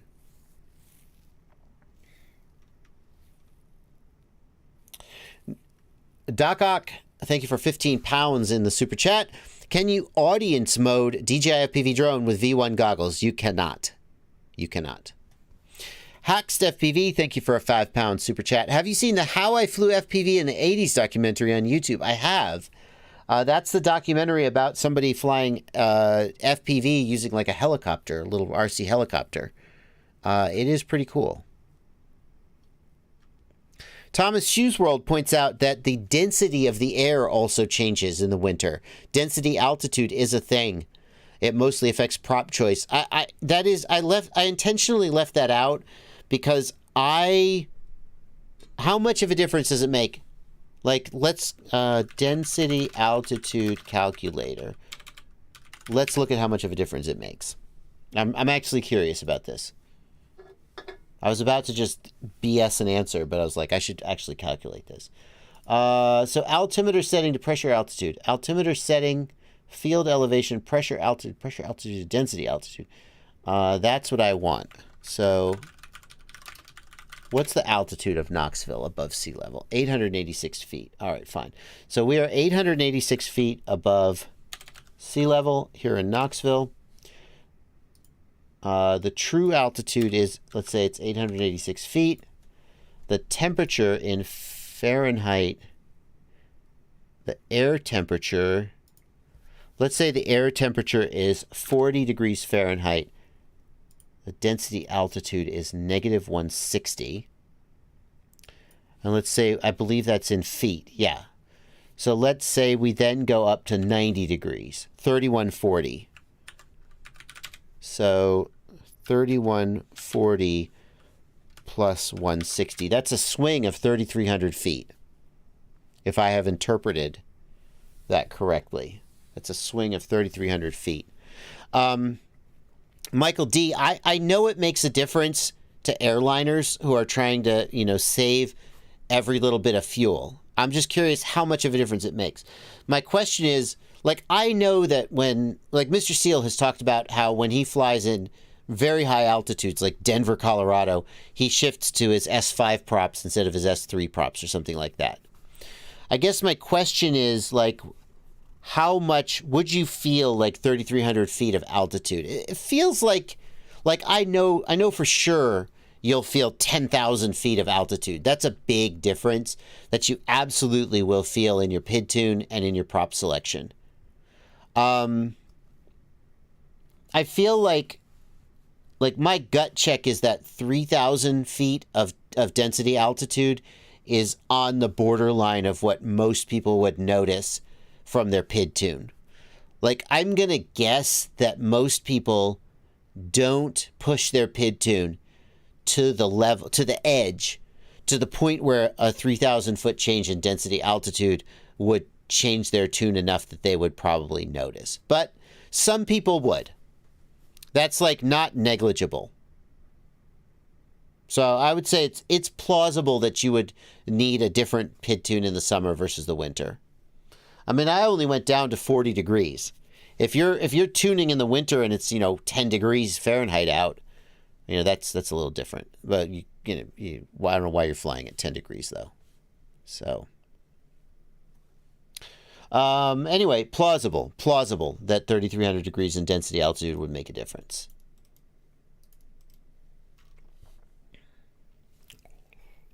I'm not saying it doesn't matter. I'm just saying, would it be noticeable to a typical person's PID tune? And I feel like at 3,300 feet, it's plausible.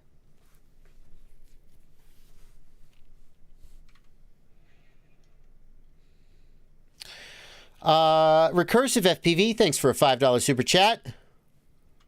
Not really a question, but one of many drone companies that watch your streams should make an X8 configuration tiny whoop. Why not? Why not? If you look at the, what is it? From the Octo.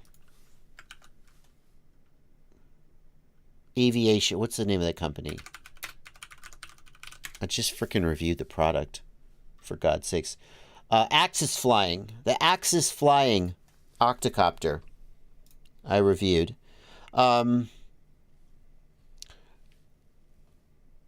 I thought there were some flight advantages to it, especially when carrying a GoPro. But it also has like 2 minutes flight time on a typical on the suggested battery. Like, what is it gonna help you to have a Tiny Whoop Octo? Like, what are you getting? Are you trying to carry additional weight? Like, I'm not sure that the Tiny Whoops are so weight sensitive that I'm not sure that the additional weight of the motors and props would really make sense. Because those tiny props are so inefficient to begin with. So now you've got 8 tiny, inefficient, terrible props. It'd be better to just take that weight and go to a larger form factor. It feels like a Tiny Whoop sized Octo would be just a freaking, just a novelty. That's my gut check reaction. Rock Band, thank you for $5 Canadian. I'm upgrading from a set of HD3s and a Furious FPV True D to a new set of HD02s and a Rapid Fire.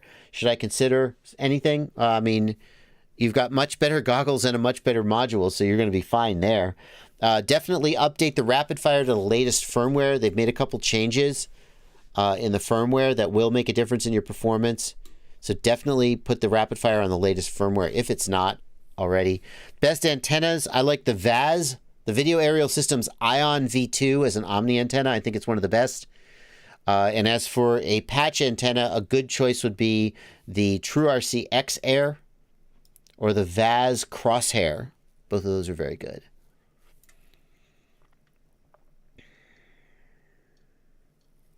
Just making sure I haven't missed any super chats. I don't think I have. Brandon Simmons, thank you for $5 Canadian. I couldn't get DJI audience mode. Oh my God. You are fired. You're fired. Emoji spam. You're fired. You suck. Don't do that. Brandon Simons, thank you for your $5 question. I couldn't get DJI audience mode to work on a recent outing with friends. The goggles are hacked and mine isn't. No, you do not need to hack yours to watch. Most likely they were in 50 megabit per second mode, and 50 megabit per second mode doesn't support audience mode. Or if you were in 50 megabit per second mode, then you couldn't activate audience mode. So that's my guess. That's my guess. What's the maximum range for a ProTech 35 with a DJI FPV controller? W3 Shopping, the max range for the DJI FPV system is about 13 kilometers under ideal situations. That is a hard number. That is not related to signal strength or anything like that. So people have flown the DJI system out to 13 kilometers, at which point there is a hard limit built into the protocol that means you simply, it just drops video and fail safes. Now, most people are not going to have enough signal strength to get out to 13 kilometers, but you asked what the max range is, and the answer is actually 13-ish kilometers, like 13.2 kilometers or something. That's just it. That's where it just stops. So there's actually an answer there.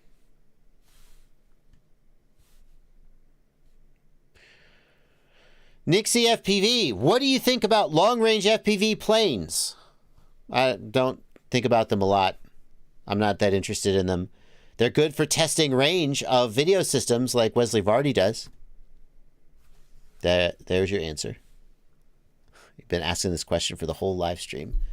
I don't think much of them. They're not that interesting to me. There's your answer. Can you recommend a Lipo bag for the AU Line backpack? Asks Cesar Yanilmez. I would probably try the Torval bag. I'm 99% sure it fit. I'm 99% sure the Lipo bag, the Torval bag, fit when I tested it. I believe. I'm not 100% sure because I'm not. You could check my review of the AU Line bag and see if I have the Torval bag in there. But this is a really nice Lipo bag. How does the DJI system know it hit the 13 kilometer limit? Says Say Yay. Yeah, because it doesn't have a GPS in it. This is all speculation because DJI doesn't publish this information, but that we know for a fact that the DJI system has retransmissions of lost data. And the way that that is done in digital protocols is to have acknowledgments. So what happens is when there's missing data, some acknowledgement there will be acknowledgement of the data as it comes. And if the data is missing and not acknowledged, then there will be a timeout. And after a certain amount of time, if the acknowledgement doesn't come, the data will be retransmitted. Okay, that's how computer protocols work.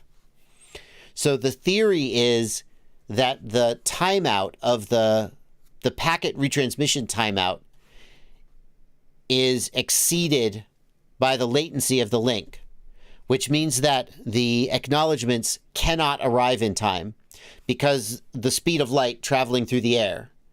They're transmitted and they simply cannot get there in time. And the acknowledgement timeout occurs, the packets are retransmitted, they are never acknowledged, and the link dies. That's the theory.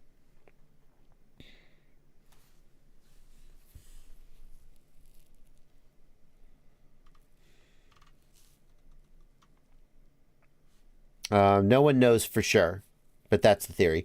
There is some kind of a timeout in the system where once it hits 13-ish kilometers, the timeout is exceeded, and then that's the end of it. So it would be interesting for DJI, because presumably DJI could increase that timeout at the expense of a higher latency link. So it would be great if DJI would give some kind of a long-range mode. Oh, wait, that's just what the older version of OcuSync did. Yeah, exactly.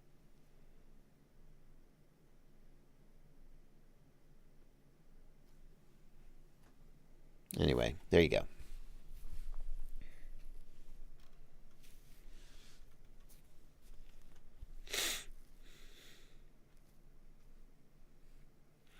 Alejandro Gallo, if you're getting a black screen on your Emax Hawk with no OSD, then either your camera video wire is messed up, your camera could be powered down, or the video wire between the flight controller and the VTX could be messed up. But the VTX is absolutely powered up and on channel. That's what we know. We are talking about the air unit in the Vista Dingbat FPV, not the DJI FPV drone.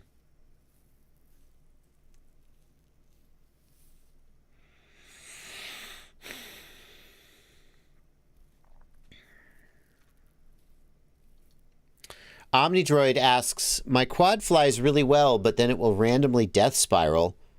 I can't figure it out. Most likely that problem is a bad motor or ESC. If it always rolls the same direction, that indicates which motor or ESC is bad. Like if it always rolls to the back left, get your DVR and frame by frame the DVR, and you'll see which direction it goes at the very beginning of the roll. If it randomly goes a certain direction, that's a little more complicated to troubleshoot, but oftentimes it will roll the same direction every time, and that tells you which motor. So then you replace the motor, and if that doesn't fix it, you replace the ESC. If it's different directions every time, that's a lot harder, because like a bad flight controller will seldom cause a death roll.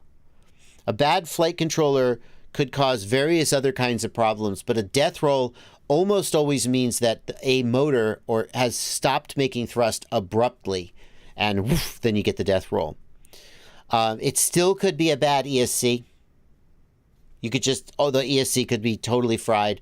You could try UAV text settings to stop desyncs. Like you could just have a weird, here, you need to look at this video. How to fix desyncs in 5 minutes. I'll put a link in the chat. You could just have a weird interaction between your ESC and your motors, especially if you don't have like standard size of motors. If it's like a very big or a very small quad, try these settings from UAV Tech and see if that helps.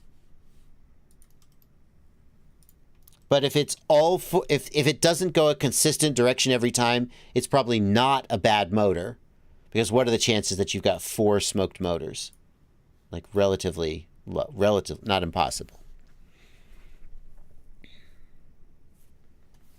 We got about 5 minutes left in the stream. Aaron Ciotti is going to be streaming at 3 p.m. He's here in the chat, and he's going to start posting a link to his stream. If you guys are having a good afternoon or evening and you want to keep the streaming action going, he will be doing his stream, and he'll post that link, and you can check that out. We're going to go for about 5 more minutes. Nixie FPV, oh my God, dude. Oh my God, Nixie FPV. You're killing me, dude. You were asking the same question in chat for like an hour and a half. I wasn't that interested in the question, but you were persistent. And I was like, all right, this dude's being cool. I'm going to answer his question. I answered the question, and now you're doing it again. Put a super chat up if you care that much. If you care that much, put a super chat up. You're killing me. You're killing me. Slow down. Slow down. It's too much. It's too much. Okay? It's too much. $2. I'll answer. I'm guaranteed to answer your question. Spamming the chat is not the way to go about it. Although I'm impressed. I'm impressed. I'm impressed that you kept it up for an hour and a half. I really am. I really am. But the fact that after I answered your question, then boom, you just start in, it's just crossing the line to spam. It's too much. Feel free to ask questions, but the frequency is too high. Slow it down. You're welcome to ask. Just slow it down a little. Just slow it down a little. Anyway. ESG VTXs are usually great. I'll answer your question now. They're usually great. You heard they lie about the power of the VTX. That just means one guy tested it with his power meter and he got a low reading. He could have had a bad result. He could have not known how to use his power meter. It doesn't mean anything. Unless it was Alex Grieve with his $30,000, $3,000, whatever RF power meter. Unless it was someone who is absolutely reputable, then the fact that one guy had a low power reading doesn't mean anything. Usually Yashin VTXs are. I mean, they're cheap and they're not the best, but they're usually fine. Okay. Oof. Too much. All right, 3 minutes. 3D Print Locker, thank you for a $5 super chat. What would cause my iFlight Beast F7 to not do the 3 beeps when plugging in the Lipo? If you have no beeps at all, it's dead, my friend. The whole thing is dead. The ESC is dead, basically. And since it's an all-in-one, that means the whole thing is dead. I'm very sorry if you have no beeps at all. Like, it may not even be getting power. So, like, check that your XT60 wire didn't break somehow. Test the VBAT pads to see if it's getting power. But if you have no beeps at all, when you plug in the battery, it's probably dead. Mike Smith, thank you for a $5 super chat. Do you have a TX16S XM Plus bind fix that upgrades the transmitter? All I've seen is it flashes the receiver. Mike Smith, if you have a Radio Master TX16S, you can bind to an XM Plus no matter what firmware is on it. Pay attention. If you choose FreeSky or on newer firmware, newer multi-protocol firmwares, they changed it from FreeSky to FreeSky X. That is the V1 firmware. If it's FreeSky X2, that's the V2. My point is that if you have an XM Plus, it absolutely will bind in either FreeSky, FreeSky X, or FreeSky X2. One of those 3 modes. You just have to pick one and bind it. Got it? So you do not need to flash the firmware on the XM Plus.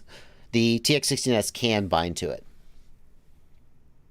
What do you think about 3D FPV Camera Blackbird 1? Asks Eric Langlois. Thank Thank you for $5 Canadian, Eric. I don't know anything about that, so now I'm going to Google it. Oh, the 3D camera. Yeah. Nobody really got it. 3D FPV never really took off. That's the bottom line. Very few goggles actually support 3D. And the support, no VTXs actually support it. It basically just, I mean, you could like buy this one system. Like, I'm not saying it didn't exist. It never really took off. There was never really a standardized way of doing it that was cross-compatible between hardware. The system was big. The cameras tended not to have enough spacing to get really good binocular vision. It was kind of cool. Once you got it working, it was kind of cool, but it was kind of a big hassle, and it never really took off. So I've never done it. I heard from people who did it that it was kind of cool, especially in close proximity. But okay. Well, folks, that's going to bring us to the end of the stream. It's 3 p.m. I got to get out of here. I got to make way for Siati. Siati is posting the link to his stream if you want to keep it up. I will see you guys tomorrow at 8 p.m. in the evening. We'll do another stream, and throughout the week with the normal videos. Thank you guys so much for coming out. Siati, have a great stream. I will see you guys tomorrow. Bye, everybody.